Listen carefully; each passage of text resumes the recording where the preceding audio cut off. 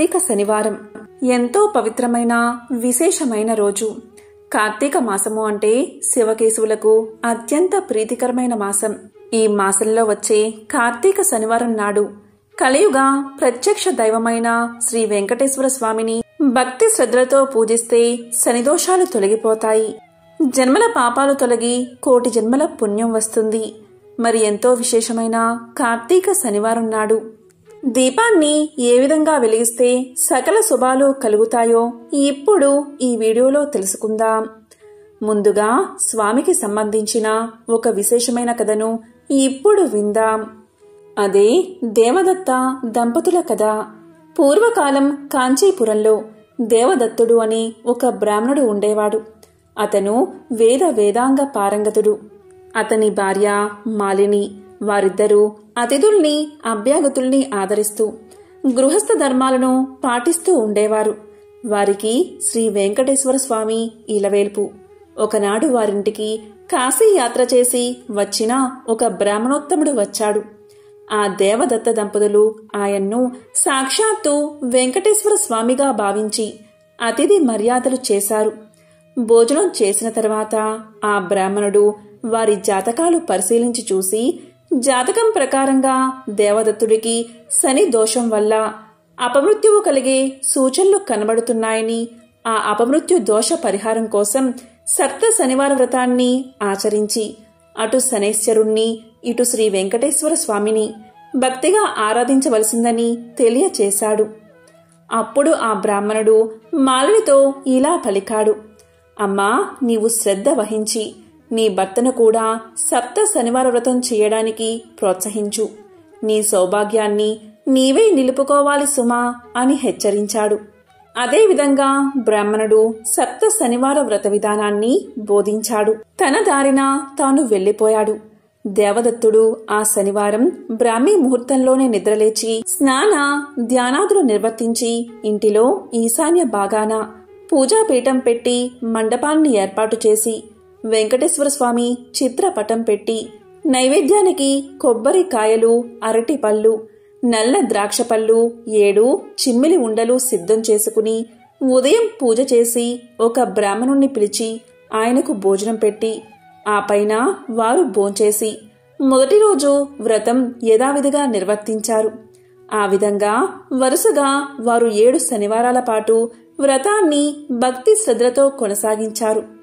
7వ శనివారం వ్రత పరిసమాప్తి చేసి భోజనం చేసి కొంతసేపు శ్రీ వెంకటేశ్వరుడి మహిమలు స్మరించుకుంటూ నిద్రించారు. ఆ దంపతుల భక్తి శ్రద్ధలకు, పూజా విశేషాలకు ప్రసన్నుడైన శ్రీ వెంకటేశ్వర స్వామి మాలినీదేవికి స్వప్నంలో సాక్షాత్కరించాడు. వెంకటేశ్వరుడు మాలినితో ఇలా పలికాడు: ఓ పరమ సాధ్వి, మీ దంపతులిద్దరూ శ్రద్ధా భక్తులతో చేసిన సప్త శనివార వ్రతానికి నాకు చాలా సంతుష్టి కలిగింది. ఆ వ్రత ప్రభావం వల్ల నీ భర్తకు శనైశ్చర దోషం, అపమృత్యు భయం కూడా తొలగిపోతాయి. అతనికి రాబోయే జన్మలోని ఆయుర్దాయాన్ని ఈ జన్మలోకి తీసుకువచ్చి ఇతన్ని పూర్ణాయుర్దాయం కలవాణ్ణి చేశాను. మీరిద్దరూ సుఖశాంతులతో ఆనందంగా 100 ఏళ్లు జీవించి ధర్మార్థ కామ మోక్షాలు అనే 4 పురుషార్థాలను సాధించుకుంటూ మీ మానవ జన్మను సార్థకం చేసుకోండి అని దీవించి అదృశ్యమయ్యాడు. వెంటనే మాలిని నిద్రలేచి భర్తను లేపి తన స్వప్న వృత్తాంతాన్ని తెలియచేసింది.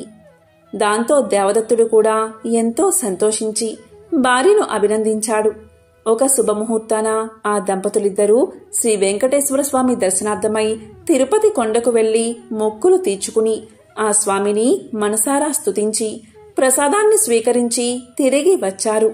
ఇంటికి వచ్చాక బ్రాహ్మణులను పిలిచి అన్న సంతర్పణ చేసి బ్రాహ్మణ ఆశీర్వాదాలు పొందారు. జీవితాంతం వరకు యథాశక్తిగా శ్రీ వెంకటేశ్వర స్వామి సేవ చేస్తూ చివరికి శ్రీ స్వామి సాన్నిధ్యాన్ని పొందారు. కలౌ శ్రీ వెంకట నాయకః అని పెద్దల సూక్తి.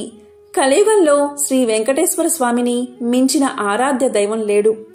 ఈ సప్త శనివార వ్రతంతో ఆయన్ని ఆరాధించిన వారికి శనిదోషాలు తొలగి శ్రీ స్వామి యొక్క అనుగ్రహం లభిస్తుందని సూతుడు సౌనకాది మహామునులకు వినిపించాడు.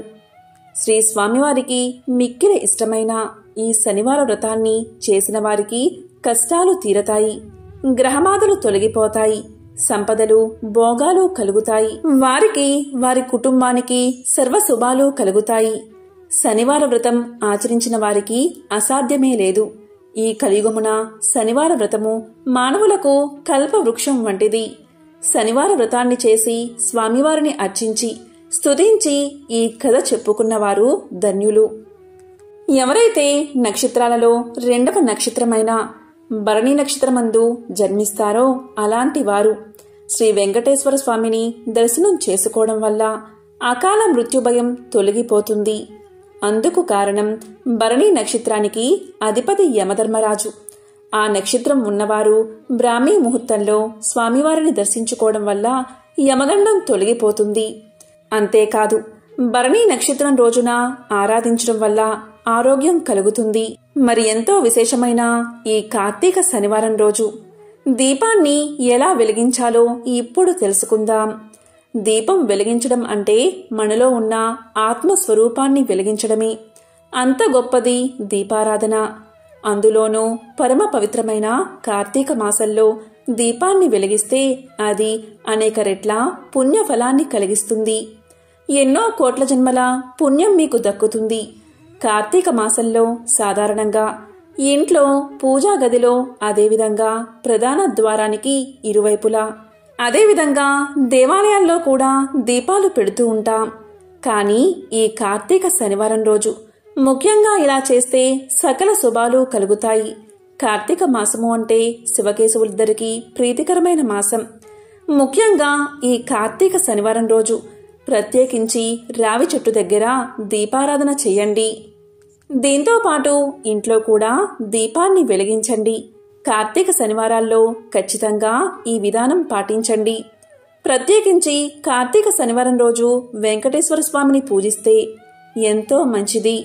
వెంకటేశ్వర స్వామివారికి ఇంట్లో దీపారాధన చేసే సమయంలో పిండి దీపాన్ని వెలిగించండి. పిండి దీపం చేసే ఓపిక లేనివారు మామూలు ప్రమిదల్లో ఆవు నెయ్యి పోసి దీపారాధన చెయ్యండి. కార్తీక శనివారం రోజు శ్రీ వెంకటేశ్వర స్వామి ఫోటో ముందు లేదా విష్ణుమూర్తి ఫోటో ముందు దీపారాధన చెయ్యండి. దీనికి ఆవు నెయ్యిని మాత్రమే ఉపయోగించండి.